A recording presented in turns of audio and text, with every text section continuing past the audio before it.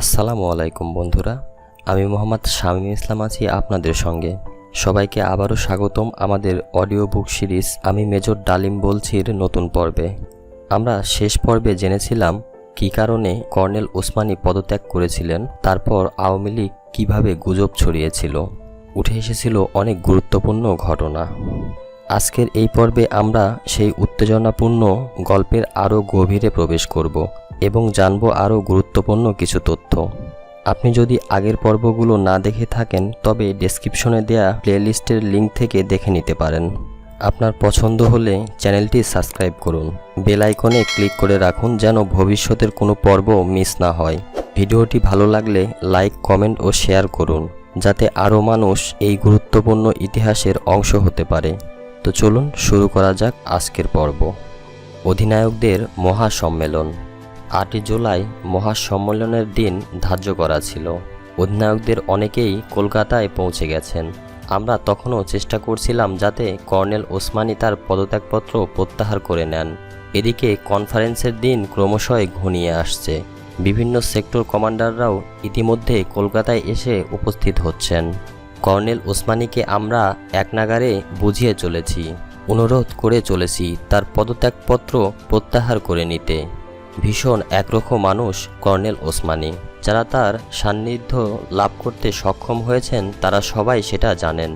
অত্যন্ত আত্মসম্মানবোধী একজন অভিমানী তিনি।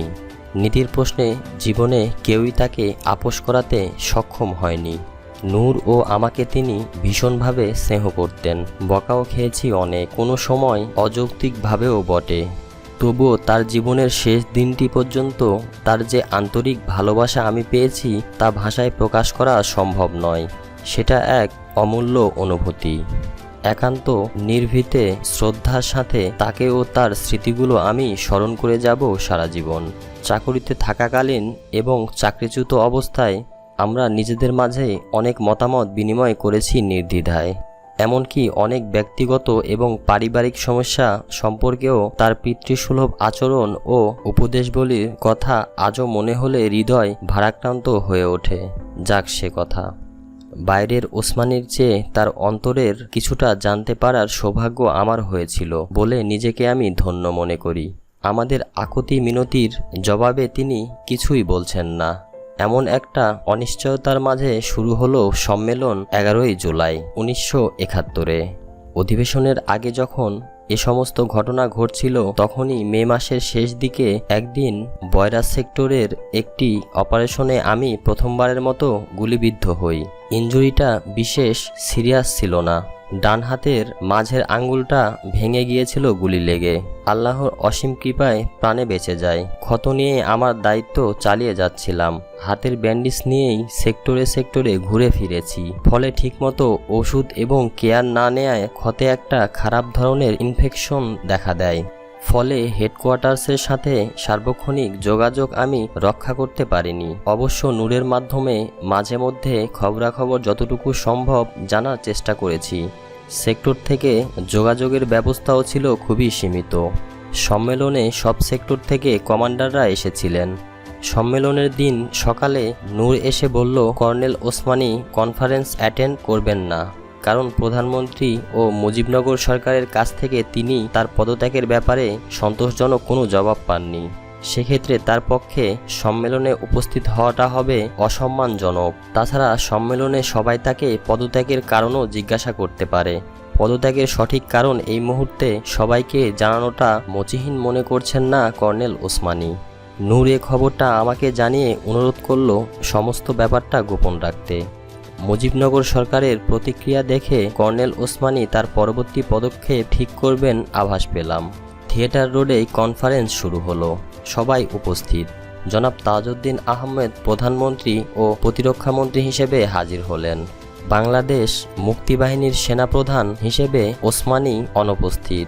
তিনি জানিয়েছেন বিশেষ কারণবশত তার পক্ষে সম্মেলনে উপস্থিত হওয়া সম্ভব নয়, কিন্তু নিয়ম অনুযায়ী কর্নেল ওসমানীর উপস্থিতি সেখানে ছিল অপরিহার্য। কিন্তু তিনি নেই দেখে সবার কাছে ব্যাপারটা খুবই অস্বাভাবিক মনে হলো। যাই হোক, জনাব তাজউদ্দিন লম্বা চড়া ভাষণ শুরু করলেন। তার ভাষণে তিনি সবাইকে জানালেন সেক্টর কমান্ডারদের অনাস্থাবশত কর্নেল ওসমানী পদত্যাগপত্র দাখিল করেছেন।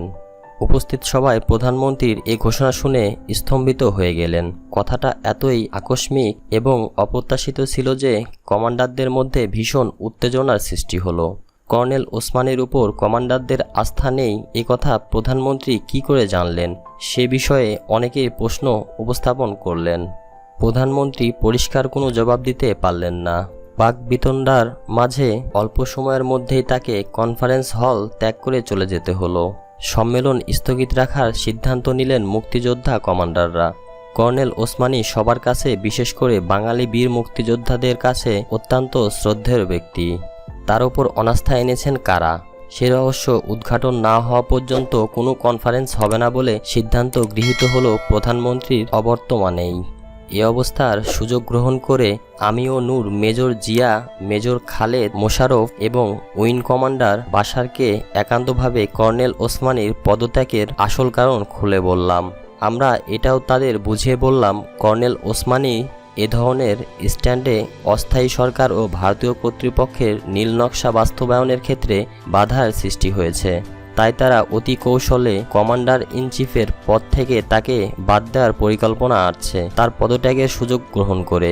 তাদের এই পরিকল্পনার পেছনে মুক্তিযুদ্ধের কয়েকজন কমান্ডারও পরোক্ষভাবে সমর্থন জানাচ্ছেন। এ প্রসঙ্গে আমরা আমাদের দিল্লির অভিজ্ঞতা এবং বিএলএফ মুজিব বাহিনী গড়ে তোলার নীলনকশার কথাও খুলে বললাম। সবকিছু বিস্তারিত জানিয়ে তাদের অনুরোধ করলাম, যে করেই হোক কর্নেল ওসমানীকে আমাদের মুক্তিযুদ্ধের সর্বাধিনায়ক হিসাবে রাখতে হবে। তাকে সম্মুখে রাখতে না পারলে নীলনকশার মোকাবেলা করতে আমরা সবাই ব্যর্থ হব, আর তাতে জাতীয় স্বার্থ ভীষণভাবে ক্ষতিগ্রস্ত হবে। আমাদের সাথে তারা একমত হলেন।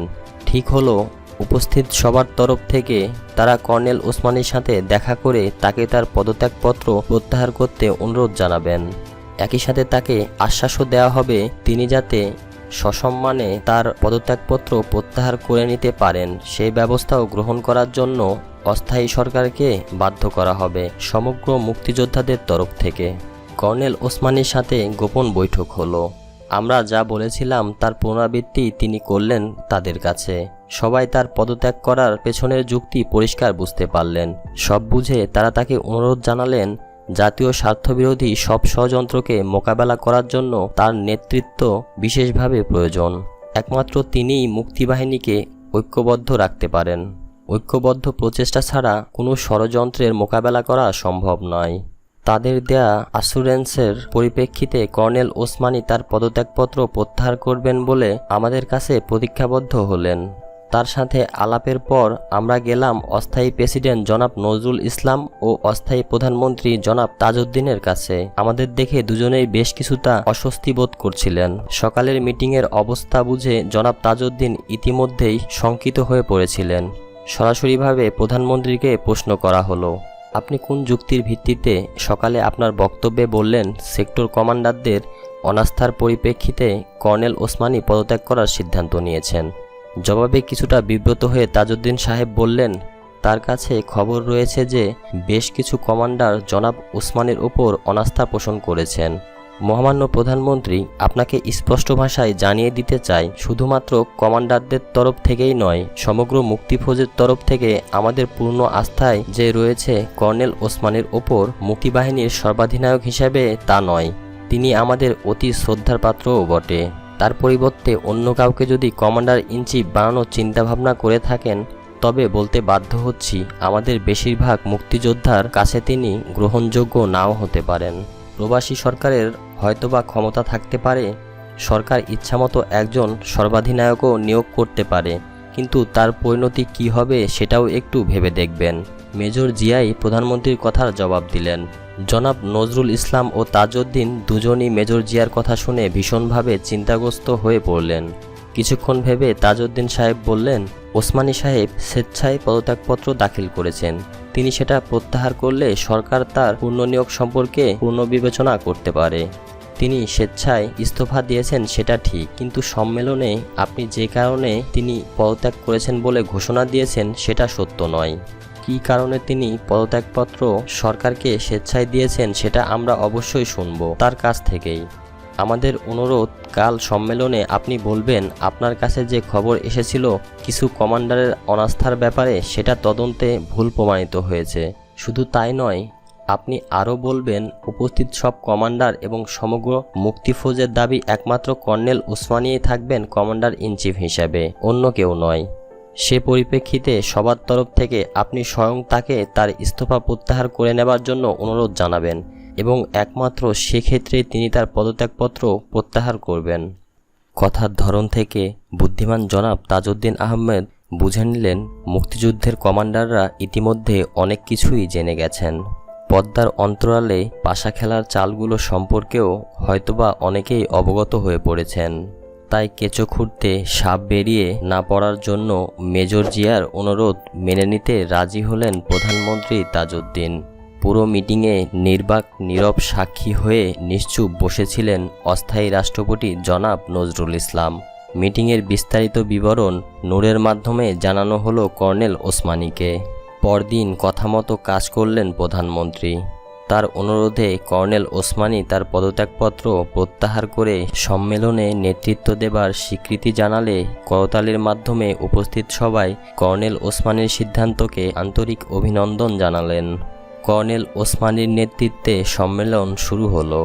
চাণক্য বুদ্ধির দুর্ভিসন্ধি নস্যাৎ করে কর্নেল ওসমানীকে কমান্ডার ইন চিফ পদে বহাল রাখতে পেরে আমরা তার উপযুক্ত মর্যাদা দিতে পেরেছিলাম বলে নিজেদের আত্মপ্রত্যয় অনেক বেড়ে গিয়েছিল। আমাদের এই বিজয় থেকে আওয়ামী লীগ ও তাদের দোসররা পরিষ্কার বুঝতে পেরেছিলেন যে জানবাজ মুক্তিসেনারা অন্যায় ও জাতীয় স্বার্থবিরোধী কোনো কিছুই মুখ বুজে সহ্য করবেন না। এই সম্মেলনে যুদ্ধের বিভিন্ন দিক, বিভিন্ন সমস্যা এবং ভবিষ্যতের কর্মপন্থা সম্পর্কে বিস্তারিত আলোচনা করা হয়। আলোচনার বিষয়বস্তু সম্পর্কে কর্নেল ওসমানীর মনোভাব আমাদের আগেই জানা ছিল।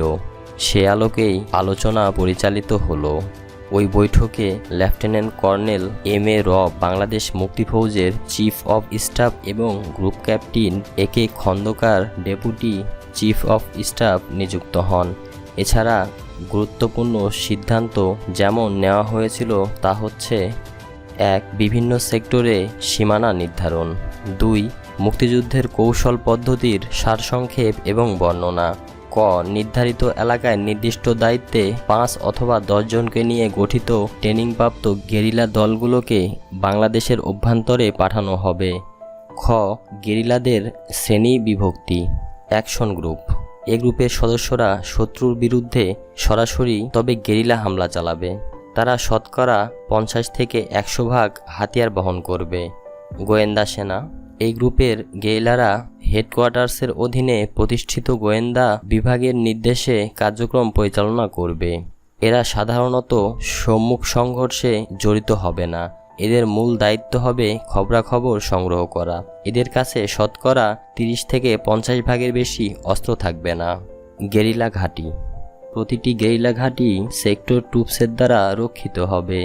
প্রতিটি ঘাঁটিতে গেরিলাদের জন্য থাকা খাওয়া ব্যবস্থা এবং ট্রেনিংয়ের ব্যবস্থা থাকবে। প্রত্যেক ঘাঁটিতে একটি করে মেডিকেল টিম থাকবে প্রয়োজনে গেরিলাদের চিকিৎসার জন্য।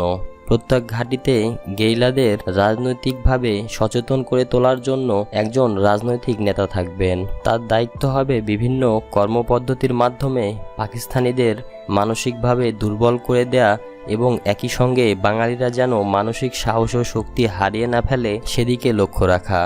শত্রুর বিরুদ্ধে বড় ধরনের আক্রমণ পরিচালনার উদ্দেশ্য আরও বেশি সংখ্যক গেরিলা কিংবা নিয়মিত বাহিনীর সৈনিকদের সংকুলনের জন্য প্রতিটি ঘাঁটিকে তৈরি রাখারও এদের দায়িত্ব ছিল। কিন্তু বাস্তবে পরবর্তীকালে এই রাজনৈতিক দায়িত্ব গ্রহণ করার জন্য মুজিবনগর সরকার থেকে কোনো প্রতিনিধি আসেনি। সেক্টর এবং সাবসেক্টর কমান্ডারদেরকেই নিজেদের উদ্যোগে এ দায়িত্ব পালন করতে হয়েছিল। 3. নিয়মিত বাহিনীর সদস্যের অবিলম্বে ব্যাটালিয়ন ফোর্স এবং সেক্টর ট্রুপস এ সংগঠিত করতে হবে। 4. যুদ্ধ পরিকল্পনার পদ্ধতি ছিল নিম্নরূপ: ক.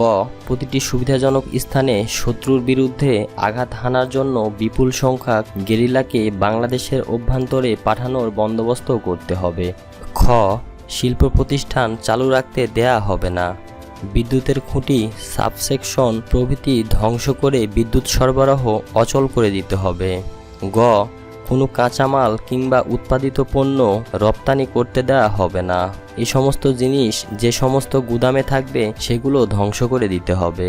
শত্রুর পক্ষের সৈনিক ও সামরিক সরঞ্জাম, রসদপত্র আনা নেয়ার জন্য ব্যবহারযোগ্য যানবাহন, রেলপথ, নৌযান, রাস্তা, পুল প্রভৃতি পরিকল্পিতভাবে ধ্বংস করতে হবে। রণকৌশলগত পরিকল্পনা এভাবে করতে হবে যাতে শত্রুরা ছত্রভঙ্গ হয়ে পড়তে বাধ্য হয়। চ, শত্রুদের ছত্রভঙ্গ করার পর তাদের বিভিন্ন গ্রুপগুলোর ওপর গেরিলারা মরণপণ আঘাত হানবে। এই সম্মেলনে বাংলাদেশকে নিম্নোক্ত 11টি সেক্টরে বিভক্ত করা হয়। 1 নং সেক্টর, চট্টগ্রাম, পার্বত্য চট্টগ্রাম এবং নোয়াখালী জেলার অংশবিশেষ মুহুরী নদীর পূর্ব এলাকা নিয়ে এ সেক্টর গঠিত হয়। সমগ্র সেক্টরকে 5টি সাবসেক্টরে ভাগ করা হয়। মেজর জিয়া সেক্টর কমান্ডার নিয়োজিত হন। পরে জিয়া জেট ফোর্স কমান্ডার নিযুক্ত হওয়ার পর ক্যাপ্টেন রফিক 1 নং সেক্টর কমান্ডার নিয়োজিত হন। এ সেক্টরের মোট সৈন্য সংখ্যা ছিল 2100। এর মধ্যে 1500 ইপিআর, 200 পুলিশ, 300 সামরিক বাহিনী এবং নৌ ও বিমান বাহিনীর সদস্য সংখ্যা ছিল প্রায় 100। এখানে গেরিলাদের সংখ্যা ছিল প্রায় 20,000। এদের মধ্যে 8,000কে অ্যাকশন গ্রুপ হিসেবে গড়ে তোলার সিদ্ধান্ত নেওয়া হয়। শতকরা 35 অস্ত্রশস্ত্র ও গোলাবারুদ দেওয়া হয় এই সেক্টরকে। 2 নং সেক্টর, কুমিল্লা, ফরিদপুর জেলা, নোয়াখালী ও ঢাকার অংশবিশেষ নিয়ে এ সেক্টর গঠিত হয়। সেক্টর কমান্ডার নিযুক্ত হন মেজর খালেদ মোশাররফ। সেক্টরটিকে 6টি সাবসেক্টরে বিভক্ত করা হয়। সমগ্র সেক্টরে নিয়মিত বাহিনীর সংখ্যা ছিল প্রায় 4,000, গেরিলা ছিল 30,000। Major Khaled Mosharraf force commander হিসাবে গুরুতরভাবে আহত হওয়ার পর ক্যাপ্টেন হায়দার সেক্টরের কমান্ডারের দায়িত্ব গ্রহণ করেন। 3 নং সেক্টর, মৌলভীবাজার, ব্রাহ্মণবাড়িয়া, নারায়ণগঞ্জ, কেরানীগঞ্জ নিয়ে এ সেক্টর গঠিত হয়। সেক্টরটিকে 10টি সাবসেক্টরে ভাগ করা হয়। গেরিলাদের সংখ্যা ছিল 10,000। সেক্টর কমান্ডার নিযুক্ত হন মেজর শফিউল্লাহ। এসফোর্স গঠনের পর মেজর শফিউল্লাহর জায়গায় মেজর নুরুজ্জামানকে 3 নং সেক্টরের দায়িত্ব দেওয়া হয়। 4 নং সেক্টর, উত্তরে সিলেট সদর এবং দক্ষিণে হবিগঞ্জ থানার মধ্যবর্তী সমস্ত অঞ্চল নিয়ে গঠিত হয় 4 নং সেক্টর। সেক্টর কমান্ডার নিযুক্ত হন মেজর চিত্তরঞ্জন দত্ত। সেক্টরটিকে 6টি সাবসেক্টরে বিভক্ত করা হয়। নিয়মিত বাহিনীর সংখ্যা ছিল প্রায় 3,000, গেরিলা ছিল প্রায় 12,000। 5 নং সেক্টর, সিলেট জেলার উত্তরাঞ্চল নিয়ে গঠিত হয় এ সেক্টর। কমান্ডার নিযুক্ত হন মেজর মীর শওকত আলী। নিয়মিত বাহিনীর সংখ্যা ছিল প্রায় 800, গেরিলা ছিল প্রায় 5,000। সেক্টরটিকে 6টি সাবসেক্টরে বিভক্ত করা হয়। 6 নং সেক্টর, এ সেক্টর রংপুর এবং দিনাজপুর নিয়ে গঠিত হয়। উইং কমান্ডার MK বাশার নিযুক্ত হন সেক্টর কমান্ডার হিসেবে।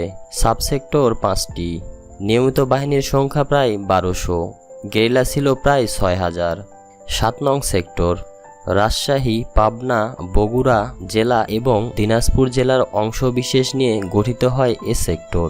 সেক্টর কমান্ডার নিযুক্ত হন মেজর নাজমুল হক। যুদ্ধকালীন সময় এক মোটর দুর্ঘটনায় তিনি শহীদ হলে তার স্থানে সেক্টর কমান্ডার নিযুক্ত হন মেজর M হাসান। সাবসেক্টরের সংখ্যা 8টি। সৈন্য সংখ্যা প্রায় 2,000, গেরিলা প্রায় 8,000। 8 নং সেক্টর, কুষ্টিয়া, যশোর এবং খুলনার অংশবিশেষ নিয়ে এ সেক্টর গঠন করা হয়। 15 জুলাই পর্যন্ত সেক্টর কমান্ডার ছিলেন মেজর MA ওসমান চৌধুরী। পরবর্তীকালে মেজর ওসমানকে হেডকোয়ার্টার্সে বদলি করে নিয়ে আসা হয়। পাকিস্তান থেকে পালিয়ে আসার পর মেজর মঞ্জুর 8 নং সেক্টরের দায়িত্বভার গ্রহণ করেন। নিয়মিত বাহিনীর সংখ্যা ছিল প্রায় 3,000, গেরিলা প্রায় 8,000। সাবসেক্টরের সংখ্যা 60টি। 9 নং সেক্টর, বরিশাল, পটুয়াখালী, খুলনা অংশবিশেষ, ফরিদপুরের একাংশ নিয়ে এ সেক্টর গঠিত হয়। সেক্টর কমান্ডার ছিলেন মেজর MA জলিল। সাবসেক্টর সংখ্যা 8টি। নিয়মিত বাহিনীর সংখ্যা ছিল প্রায় 1500, গেরিলা প্রায় 15,000। 10 নং সেক্টর। এ সেক্টরের কোনো আঞ্চলিক সীমানা ছিল না। নৌ কমান্ডাররাই এ সেক্টরের অধীনে ছিল। শত্রুপক্ষেরও টার্গেট ধ্বংস করার জন্য প্রয়োজন মতো বিভিন্ন সেক্টরে গ্রুপ গঠন করে তাদের নির্দিষ্ট দায়িত্বে পাঠানো হবে, সেই সিদ্ধান্তই নেওয়া হয়। তাদের দায়িত্ব সম্পন্ন করার জন্য সার্বিক সহযোগিতা করার নির্দেশ দেওয়া হয় সেক্টর কমান্ডারদের। দায়িত্ব সম্পন্ন করার পর নৌ কমান্ডাররা সব আবার তাদের মূল আস্তানা 10 নং সেক্টরে ফিরে আসবে ঠিক করা হয়। 11 নং সেক্টর। এ সেক্টর ছিল বাংলাদেশের উত্তর পশ্চিম অঞ্চল এবং তুরা ও গারো অঞ্চল নিয়ে। কমান্ডার নিযুক্ত হন মেজর তাহের। 15ই নভেম্বর এক অভিযানে তিনি গুরুতরভাবে আহত হয়ে একটি পা হারান। সাবসেক্টর ছিল 8টি, গেরিলা সংখ্যা 25,000। এ সম্মেলনে সেক্টরসমূহ সম্পর্কে সিদ্ধান্ত নেবার পর মুক্তিফৌজের সৈনিকদেরকেও নিম্নলিখিত ক্যাটাগরিতে পুনর্গঠিত করার সিদ্ধান্ত নেওয়া হয়। নিয়মিত বাহিনী। 25শে মার্চ রাতের শ্বেত সন্ত্রাসের পর East Bengal regiment, EPR, police, Ansar, মুজাহিদ কোর এবং অন্যান্য সামরিক ও প্রতিরক্ষা বাহিনীর বাঙালি সদস্যদের নামকরণ করা হয় নিয়মিত বাহিনী। বিশেষ ফোর্স। আর্মি ব্যাটালিয়নের 3টি ব্রিগেড গড়ে তোলার সিদ্ধান্ত নেওয়া হয়। তখনকার 5টি ব্যাটালিয়নকে কেন্দ্র করেই নিয়মিত বাহিনীর পুনর্গঠনের কাজ শুরু করার সিদ্ধান্ত নেওয়া হয়। এসব ব্যাটালিয়নের জনশক্তি ছিল খুবই কম। প্রত্যেক সেক্টর থেকে উপযুক্ত লোক সংগ্রহ করে এদের শক্তি বৃদ্ধি করার লক্ষ্য ক্রমান্বয়ে নতুন আরও ব্যাটালিয়ন দাঁড় করানোর সিদ্ধান্ত হয়। এগুলো পরে ব্রিগেড গ্রুপে সংগঠিত করার সিদ্ধান্ত গৃহীত হয়। এদের দ্বারা গঠিত 3টি ব্রিগেড গ্রুপই পরে জেড ফোর্স, এস ফোর্স এবং কে ফোর্স নামে পরিচিত হয়। Sector troops. উপরোক্ত ব্যাটালিয়নগুলোতে যেসব ইপিআর, পুলিশ, আনসার, মুজাহিদ ও সামরিক বাহিনীর সৈনিকদের অন্তর্ভুক্ত করা সম্ভব হবে না, তাদেরকে সেক্টর ট্রুপস হিসাবে যুদ্ধ করার জন্য ইউনিট এবং সাব ইউনিটে সংগঠিত করার সিদ্ধান্ত নেওয়া হয়। মুক্তিযোদ্ধাদের জীবন ধারণের জন্য নগণ্য সম্মানী দেওয়ার ব্যবস্থা করা হয় মুজিবনগর অস্থায়ী সরকারের তরফ থেকে। কিন্তু মুক্তিযোদ্ধা কমান্ডারদের বেশিরভাগই ওই অর্থ গ্রহণ না করার পক্ষে অভিমত ব্যক্ত করেন। অনিয়মিত বাহিনী। অনিয়মিত বাহিনী গেরিলা হিসাবে শত্রুর বিরুদ্ধে যুদ্ধ করার জন্য যাদের ট্রেনিং দেওয়া হতো অথবা তাদের বলা হতো অনিয়মিত বাহিনী, গণবাহিনী অথবা ফ্রিডম ফাইটার্স। প্রথম পর্যায়ে অনেক ক্ষেত্রেই তাদের মধ্যে নিয়ম শৃঙ্খলার অভাব ছিল। সঠিক রাজনৈতিক প্রশিক্ষণ এবং কঠোর সংগ্রামী জীবনযাপনের মধ্য দিয়ে তাদের সুশৃঙ্খল গেরিলা হিসেবে গড়ে তোলার সিদ্ধান্ত নেওয়া হয়।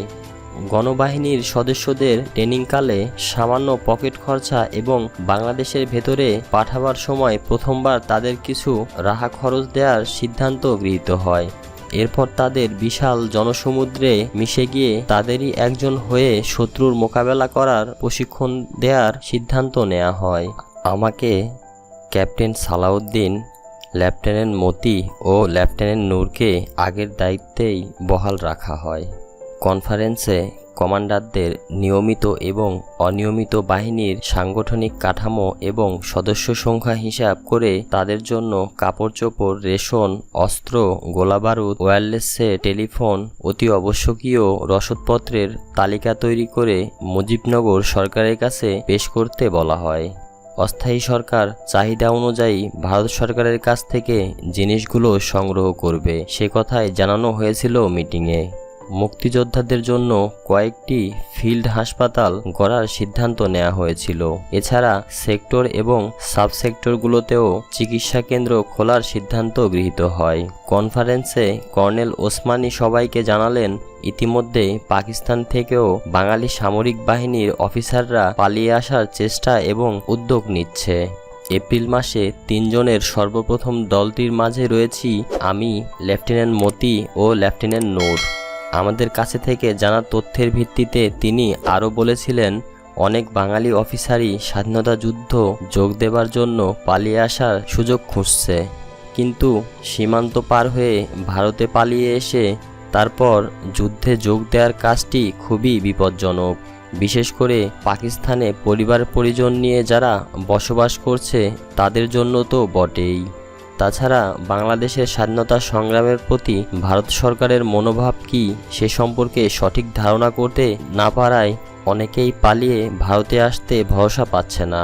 তাদের এ ব্যাপারে প্রকৃত অবস্থা বর্ণনা করে স্বাধীনতা সংগ্রামে যোগদান করার আহ্বান জানানো হয়েছে বিশেষ যোগাযোগ ব্যবস্থার মাধ্যমে।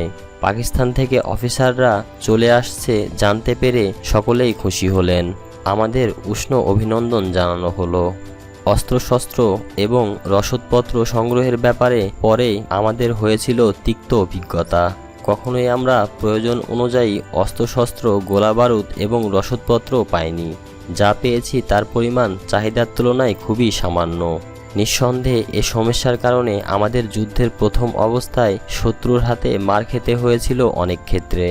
পরবর্তীকালে কমান্ডাররা ক্রমান্বয়ে নিজেরাই সব ব্যাপারে স্বয়ংসম্পূর্ণ হবার আপ্রাণ চেষ্টা চালিয়ে মুক্তিযুদ্ধকে এগিয়ে নিয়ে যান। শত্রুপক্ষ থেকে ছিনিয়ে নেওয়া অস্ত্রই ছিল আমাদের হাতিয়ারের মূল উৎস। এতে করে আমাদের পাঁচমিশালি হাতিয়ার নিয়ে যুদ্ধ করতে হয়, ফলে গোলাবারুদ নিয়ে আমাদের নিদারুণ সংকটে পড়তে হয়। যানবাহনের সমস্যা ছিল অতি প্রকট। আমরা সম্পূর্ণভাবে বাংলাদেশ থেকে নিয়ে আসা এবং মুক্তাঞ্চল থেকে কবজা করা গাড়িগুলোর উপরই নির্ভরশীল ছিলাম।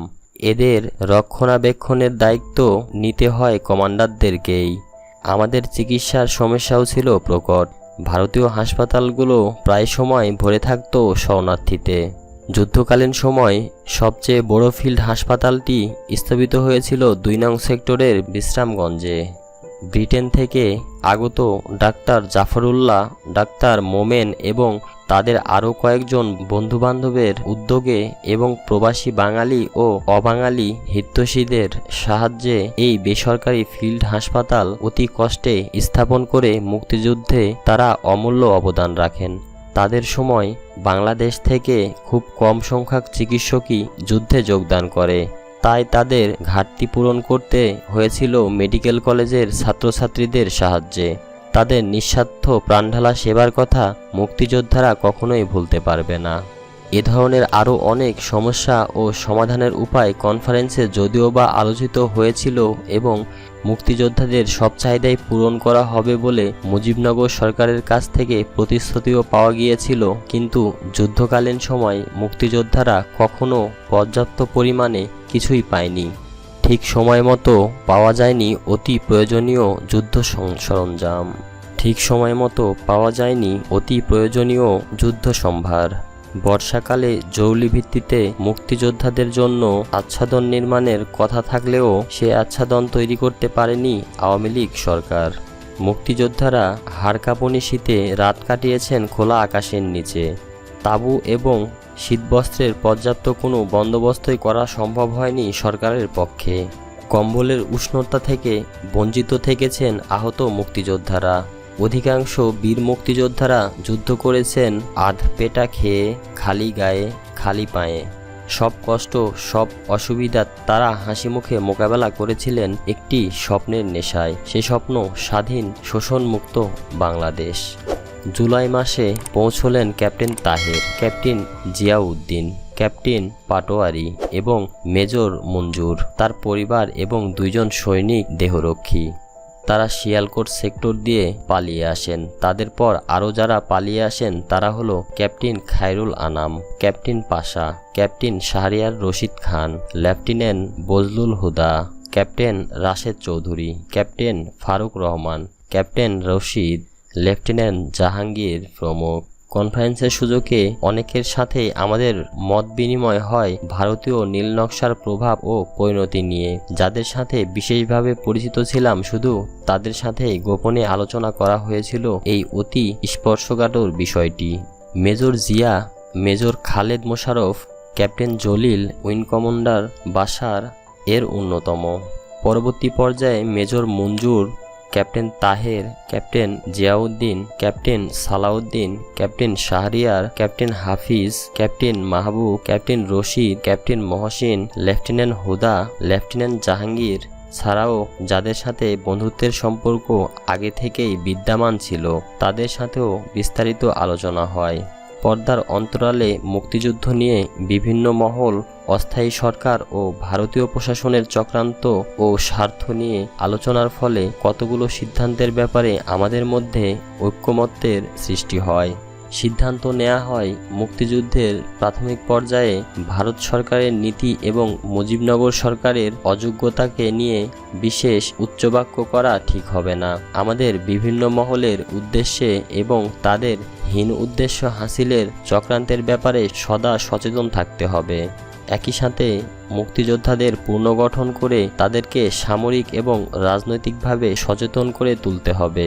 তাদের বোঝাতে হবে চক্রান্তের বিভিন্ন দিক, তাদের মোটিভেট করতে হবে, তাদের বোঝাতে হবে সব চক্রান্তকে নস্যাৎ করে দিয়ে আমাদের দেশ স্বাধীন করতে হবে আমাদের নিজেদেরকেই। শুধুমাত্র ইসলামাবাদ থেকে দিল্লিতে রাজধানী বদলের জন্য যুদ্ধ করছি না আমরা। প্রয়োজনে পাক বাহিনীর সাথে সাথে অবস্থা অনুযায়ী ভারতীয় আগ্রাসনের বিরুদ্ধেও যুদ্ধ করার জন্য সার্বিকভাবে প্রস্তুত থাকতে হবে মুক্তিযোদ্ধাদের। 8 কোটি বাঙালির জন্য হাসিল করতে হবে রাজনৈতিক এবং অর্থনৈতিকভাবে একটি যথার্থ স্বাধীন বাংলাদেশ। কোনো করদ রাজ্য কিংবা নামে মাত্র স্বাধীনতা নয়, চাই প্রকৃত স্বাধীনতা এবং জাতীয় মুক্তি। প্রত্যেক কমান্ডারকে তার কর্মদক্ষতা, শৌর্যবীর্য, সাংগঠনিক দক্ষতা, আত্মত্যাগ, রাজনৈতিক সচেতনতা, দেশপ্রেম, রণযোগ্যতা, সাহস ও নৈতিকতার দৃষ্টান্ত স্থাপন করে মুক্তিযোদ্ধা ও মুক্তাঙ্গনের জনগণের হৃদয়ে নেতৃত্বের স্থান করে নিতে হবে, যাতে করে যুদ্ধোত্তর পর্বে প্রয়োজনে যে কোনো ষড়যন্ত্রের মোকাবেলা করতে জনগণের আস্থা অর্জন করা সম্ভব হয়। প্রতিটি মুক্তিযোদ্ধাকে তৈরি করে তুলতে হবে জনগণের ন্যাচারাল লিডার হিসেবে। এভাবেই সম্ভব হবে নিজেদের শক্তির ভিত্তিকে সুদৃঢ় করা। এভাবে নিজেদের তৈরি করতে পারলে ভবিষ্যতে যে কোনো হুমকির মোকাবেলায় জনগণকে সাথে নিয়ে পরীক্ষিত মুক্তিযোদ্ধারা জাতীয় স্বার্থ রক্ষার্থে জেহাদে ঝাঁপিয়ে পড়তে সক্ষম হবেন যে কোনো ক্লান্তিলগ্নে। স্বার্থপর রাজনৈতিক নেতৃত্ব জাতির সাথে বিশ্বাসঘাতকতা করলে পরীক্ষিত মুক্তিযোদ্ধারা জনগণের সংগ্রামে অগ্রণীয় ভূমিকা পালন করতে সক্ষম হবেন। ভৌগোলিক সীমানা বিকৃত করার চক্রান্ত। বর্তমান বাংলাদেশ আদি বঙ্গের একটি অংশ মাত্র। 1971 সালে জাতীয় পতাকার মাঝখানে পূর্ব পাকিস্তানের মানচিত্র বসিয়ে দেওয়ার বিষয়টি ছিল চক্রান্তমূলক এবং উদ্দেশ্য প্রণোদিত। কিন্তু মুক্তিযোদ্ধা এবং সচেতন জনতার বিরোধিতার চাপে মুজিবনগর সরকার মানচিত্র সরিয়ে নিতে বাধ্য হয়।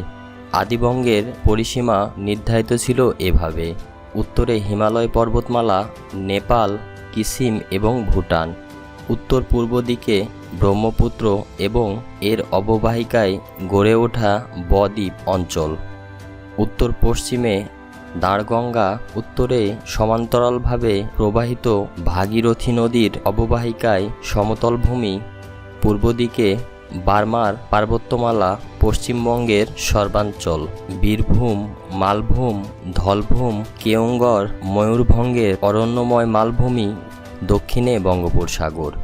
এই সমগ্র জায়গা নিয়েই ছিল প্রাচীনকালের বঙ্গ অথবা বাংলাদেশ। উল্লেখযোগ্য জনপদগুলো ছিল দৌড়, পুন্ড্রু, বরেন্দ্র, রাঢ়, সুহ্ম, তাম্রলিপ্ত, সমদত্ত, বঙ্গ, বাঙ্গাল, হরিকন প্রভৃতি জনপদ গড়ে তুলেছিল বঙ্গবাসী বা বাংলাদেশিরা। কোল, ভীর, সাবর, পুলিন্দ, হরি, ডোম, চণ্ডাল, সাঁওতাল, মুন্ডা, ওরাও, ভূমিজ, বাগদি, বাউরি, পোদ, মালপাহাড়ি প্রমুখ অস্তজ এদের সমন্বয়ে সৃষ্টি হয়েছিল বঙ্গবাসী অথবা বাঙালি জাতিগোষ্ঠী। কালের আবর্তে বিদেশি আগ্রাসী শক্তিসমূহ এদেশকে পর্যায়ক্রমে বাংলাদেশকে বিভক্ত করেছে তাদের শাসন ও শোষণ কায়েম রাখার জন্য।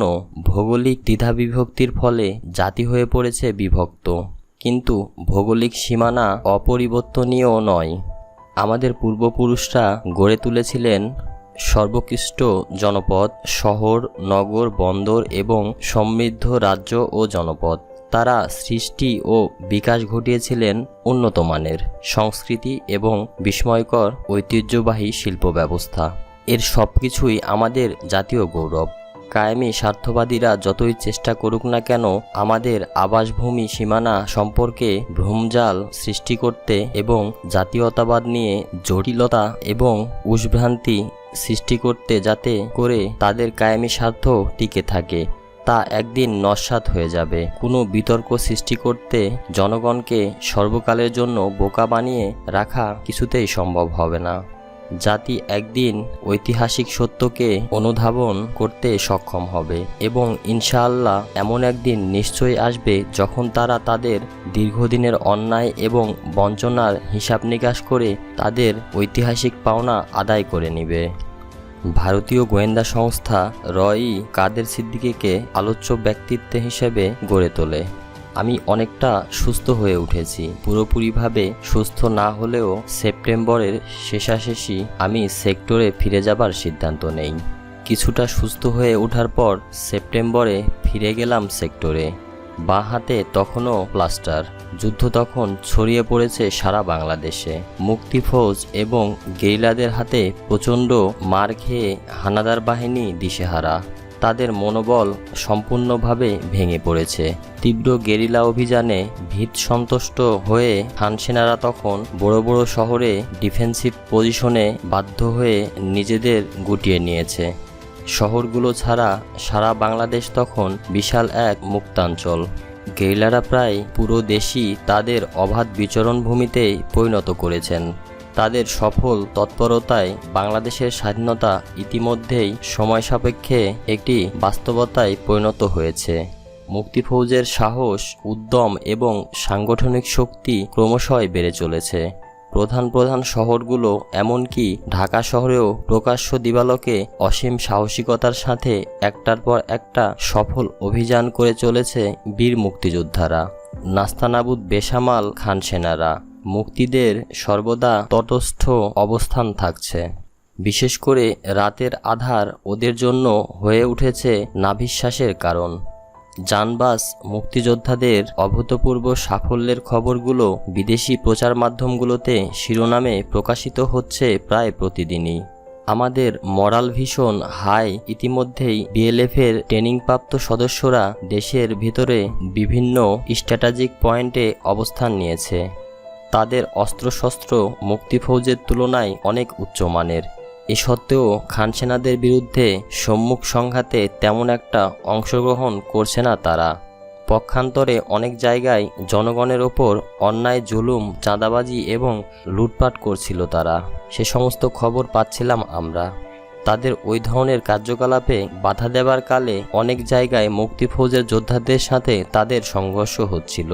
এ সময় হঠাৎ করে ভারতীয় প্রচার মাধ্যমগুলো কাদের সিদ্দিকী নামক এক বিএলএফ সদস্য সম্পর্কে ফলাও করে প্রচারণা শুরু করে, এমনভাবে যেন শুধুমাত্র কাদের সিদ্দিকী মুক্তিযুদ্ধ করছে। এ ধরনের প্রচারণায় আমরা কিছুটা বিস্মিত হলাম।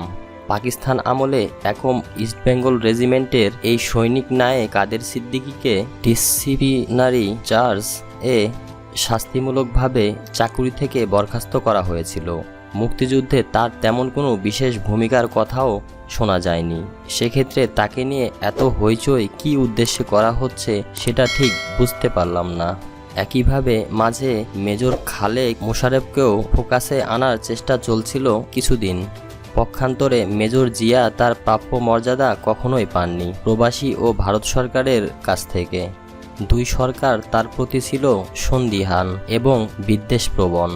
কালুরঘাট থেকে দেশবাসীর প্রতি স্বতঃস্ফূর্তভাবে স্বাধীনতার যে উদাত্ত আহ্বান তিনি জানিয়েছিলেন তাকে মেনে নিতে পারেনি আওয়ামী লীগ সরকার।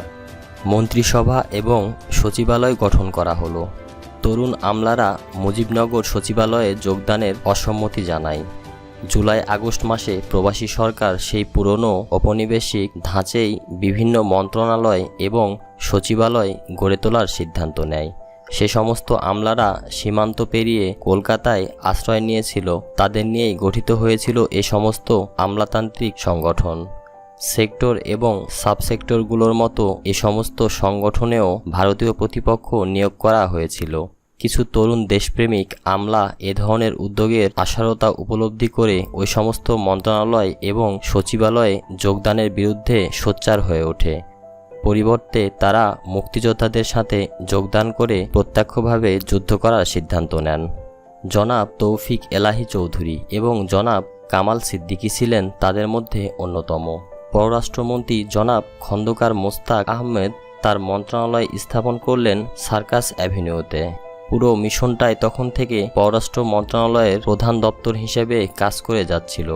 পররাষ্ট্র সচিব ছিলেন জনাব মাহবুবুল আলম চাষী, খন্দকার মোস্তাক আহমেদ একান্ত সচিব জনাব কামাল সিদ্দিকী, এছাড়া সার্কাস এভিনিউতে জনাব তাহেরউদ্দিন ঠাকুর এবং জনাব মওদুদ আহমেদ বহির্বিশ্বের সাথে এবং বিদেশি সাংবাদিকদের সাথে যোগাযোগ রক্ষা করার জন্য একটি তথ্য সেল খুলেছিলেন। সেটি পররাষ্ট্র মন্ত্রণালয়ের যোগসাযোগে পরিচালিত হতো। আইনজীবী হিসেবে আগরতলা ষড়যন্ত্র মামলায় জনাব মওদুদ আহমদ আওয়ামী লীগের পক্ষে কৌশলী হয়ে যথেষ্ট কাজ করেছিলেন, তবুও প্রবাসী সরকারের কাছ থেকে তিনি তার উদ্যোগের কোনো স্বীকৃতি পাননি।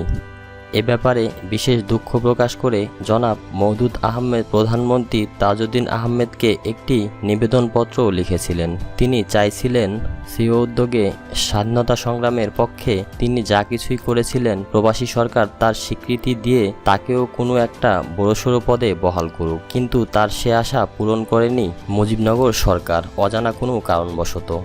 তাজউদ্দিন আহমদ এবং খন্দকার মোস্তাক আহমেদের মধ্যে বিরোধ দেখা দেয়। শুরু থেকেই নীতি নির্ধারণের ক্ষেত্রে প্রবাসী সরকারের প্রধানমন্ত্রী এবং পররাষ্ট্রমন্ত্রীর মধ্যে মতপার্থক্য হতে থাকে। ভারত সরকার যে কোনো কারণেই হোক খন্দকার মোস্তাক আহমেদের প্রতি সন্তুষ্ট ছিল না। ইতিমধ্যে থিয়েটার রোডের প্রধানমন্ত্রীর সচিবালয়ের সাথে পররাষ্ট্র মন্ত্রণালয়ের বিরোধিতার কথা প্রকাশ হয়ে পড়তে থাকে। নীতিগত অনেক বিষয়েই জনাব তাজউদ্দিন ও তার পররাষ্ট্রমন্ত্রীর মাঝে ব্যবধান গড়ে উঠতে থাকে। ভারতীয় সরকারও জনাব মোস্তাকের প্রতি বিরূপ হয়ে ওঠে।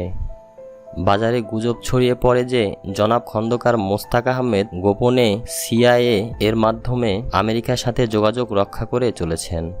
অস্থায়ী সরকারের অলক্ষ্যে আমেরিকান মধ্যস্থতায় তিনি নাকি পাকিস্তান সরকার ও শেখ মুজিবের সাথে আলোচনার মাধ্যমে পূর্ব পাকিস্তান সমস্যার একটি গ্রহণযোগ্য রাজনৈতিক সমাধান খুঁজে পাবার চেষ্টায় আছেন। তার এই উদ্যোগের পেছনে আওয়ামী লীগের দক্ষিণপন্থী বেশ একটা বড় প্রভাবশালী অংশের সমর্থন নাকি রয়েছে। এ ধরনের গুজব ছড়িয়ে পড়ার অল্প কিছুদিনের মধ্যেই জেনারেল ইয়াহিয়া খান সাধারণ ক্ষমা ঘোষণা করলেন। তার এই ঘোষণাকে কেন্দ্র করে মুজিবনগর সরকারের রাজনৈতিক নেতাদের মাঝে ভীষণ আলোড়ন সৃষ্টি হলো। নেতাদের অনেকেই তখন মুক্তিযুদ্ধ করে সহসা বা কোনোদিনই দেশ স্বাধীন করা যাবে কিনা এ বিষয়ে বিশেষ সন্দেহ পোষণ করলেন। তাদের মনোভাব ছিল এরূপ, যা হবার তা তো হয়েই গেছে, আখের যতটুকু গোজাবার তাও বেশ গুজিয়ে ফেলা হয়েছে, সেক্ষেত্রে যত তাড়াতাড়ি সম্ভব দেশে ফিরতে না পারলে গোছানো সম্পদ ভোগ করা যাবে না। তাই ইয়াহিয়া খানের সাধারণ ক্ষমার সুযোগটা বিশেষ গুরুত্বের সাথে বিবেচনা করা উচিত। তারা কলকাতায় বেশ আরামায়েশেই সময় কাটাচ্ছিলেন, কিন্তু ক্রমান্বয়ে তাদের অসৎ উপায়ে লুটপাট করার কথা প্রকাশ পেয়ে যাচ্ছিল। এতে তাদের সম্মানেরই শুধু হানি হচ্ছিল তা নয়, তাদের অনেকের প্রতি বিক্ষুব্ধ হয়ে পড়েছিলেন মুক্তিযোদ্ধারা। তারা যেখানে অনাহারে অস্ত্রহীন বস্ত্রহীন অবস্থায় দেশকে স্বাধীন করার জন্য জীবন বাজি রেখে রণাঙ্গনে লড়ছেন, তখন এ সমস্ত অসৎ রাজনীতিবিদ ও লুটেরার দল লুটপাটের বেসুমার টাকায় বিলাসী জীবনযাপন করে বাঙালিদের বদনাম করছিলেন অতি নির্লজ্জভাবে। এই অপমান মুক্তিযোদ্ধারা কিছুতেই মেনে নিতে পারছিলেন না। ইয়াহিয়া খানের সাধারণ ক্ষমার সুযোগ নিতে চাচ্ছেন আওয়ামী লীগের অনেক সদস্যই। তারা বাংলাদেশের অনিশ্চিত ভবিষ্যৎ নিয়ে দোদুল্য মনতায় ভুগছেন। অনেকেই আবার ভারতীয় নীল নকশার কথা আঁচ করতে পেরে শঙ্কিত হয়ে পড়ছেন। কিন্তু তাদের ফিরে যাওয়ার পথে মূল বাধা হয়ে দাঁড়িয়েছে ইন্ডিয়া সরকার। ভারত সরকার কিছুতেই চাচ্ছে না বাংলাদেশ প্রবাসী সরকার ইয়াহিয়া সরকারের সাথে কোনোরূপ রাজনৈতিক আপোষের চেষ্টা করুক। তাদের চাপের মুখে প্রবাসী সরকারের পক্ষ থেকে জনাব তাজউদ্দিন প্রকাশ্যে ঘোষণা দিতে বাধ্য হন, ইয়াহিয়া সরকারের সাধারণ ক্ষমা প্রবাসী সরকারের পক্ষে গ্রহণ করা সম্ভব নয়। মুক্তিযোদ্ধারাও সংগ্রামের এই পর্যায়ে কোনো রকম আপোষের বিরোধিতা করছিলেন। তারা চাইছিলেন দীর্ঘস্থায়ী সংগ্রামের মাধ্যমে বাংলাদেশকে স্বাধীন করতে। এভাবেই সার্বিক অবস্থা ক্রমশই জটিল হয়ে উঠছিল। হঠাৎ একদিন জানতে পারলাম পররাষ্ট্রমন্ত্রী মোস্তাক আহমেদ আমেরিকা যাচ্ছেন, লন্ডন হয়ে এক সফরে। বাংলাদেশের ভবিষ্যৎ নিয়ে জাতিসংঘ প্রধান এবং অন্যান্য রাষ্ট্রপ্রধান, বিশেষ করে পশ্চিমা দেশগুলোর রাষ্ট্রনায়কদের সাথে তিনি মত বিনিময় করে বাংলাদেশের সংগ্রামের প্রতি তাদের সমর্থন আদায় করার চেষ্টা করবেন তিনি এ সফরকালে। অতএব তার এই সফর হবে খুবই গুরুত্বপূর্ণ। যাবার সব প্রস্তুতি প্রায় শেষ। কামাল সিদ্দিকীও যাচ্ছে সফর সঙ্গী হয়ে, কিন্তু সেই অবস্থাতেই আকস্মিকভাবেই সফর স্থগিত করে দেয় প্রবাসী সরকার। শুধু তাই নয়, মোস্তাক আহমেদকে পররাষ্ট্রমন্ত্রীর পদ থেকেও অব্যাহতি দেয়া হয় এবং তার স্থলে আব্দুস সামাদ আজাদকে পররাষ্ট্রমন্ত্রী বানানো হয়। জনাব মাহবুব আলম চাষীকেও সরিয়ে দেওয়া হয় পররাষ্ট্র সচিবের দায়িত্ব থেকে। এ ধরনের পরিবর্তনের কারণে সম্পর্কে সবকিছুই চেপে যায় তাজউদ্দিন সরকার। কিন্তু পরে সব গোপনীয়তাই ফাঁস হয়ে যায়। জানা যায় ভারতীয় গোয়েন্দা সংস্থা নাকি জানতে পারে যে জনাব মোস্তাক আহমেদ গোপনে মার্কিন গোয়েন্দা সংস্থার মাধ্যমে ইয়াহিয়া খান এবং শেখ মুজিবের সাথে যোগাযোগ রক্ষা করে চলেছিলেন। তার লন্ডন সফরের উদ্দেশ্য ছিল মার্কিন সরকারের মধ্যস্থতায় শেখ মুজিব এবং ইয়াহিয়া সরকারের সাথে একটা চূড়ান্ত ফয়সালা করে বাংলাদেশ সম্পর্কে একটি রাজনৈতিক সমাধানে পৌঁছা। এ চক্রান্তের খবর পেয়েই জনাব তাজউদ্দিন ভারত সরকারের নির্দেশেই ওই পদক্ষেপ নিতে বাধ্য হন। আরও তথ্য জানা যায়, খন্দকার মোস্তাক আহমেদ ইয়াহিয়া সরকার এবং মার্কিন সরকারের ত্রিপাক্ষিক ওই সমঝোতা আলোচনার প্রতি শেখ মুজিবুর রহমানের সমর্থন ছিল। আপনাদের সবাইকে ধন্যবাদ আজকের এই পর্বটি শোনার জন্য। আশা করি আজকের আলোচনা আপনাদের ভালো লেগেছে এবং ইতিহাসের এই গুরুত্বপূর্ণ অধ্যায়টি সম্পর্কে আরও কিছু জানতে পেরেছেন। যদি ভিডিওটি আপনার ভালো লেগে থাকে তবে অবশ্যই একটি লাইক দিয়ে যাবেন। আপনার মতামত বা প্রশ্ন থাকলে কমেন্টে জানাতে ভুলবেন না। এই চ্যানেলটি সাবস্ক্রাইব করে রাখুন যাতে আমাদের পরবর্তী ভিডিওগুলো আপনার কাছে সবার আগে পৌঁছায়। বেল আইকনটি চেপে রাখলে কোনো আপডেট মিস করবেন না। ভিডিওটি যদি আপনার কাছের কারোর কাজে আসে তবে অবশ্যই শেয়ার করুন। আশা করি আমাদের আগামী পর্বেও আপনারা আমাদের পাশে থাকবেন। ধন্যবাদ এবং পরবর্তী ভিডিওতে আবার দেখা হবে। আল্লাহ হাফেজ।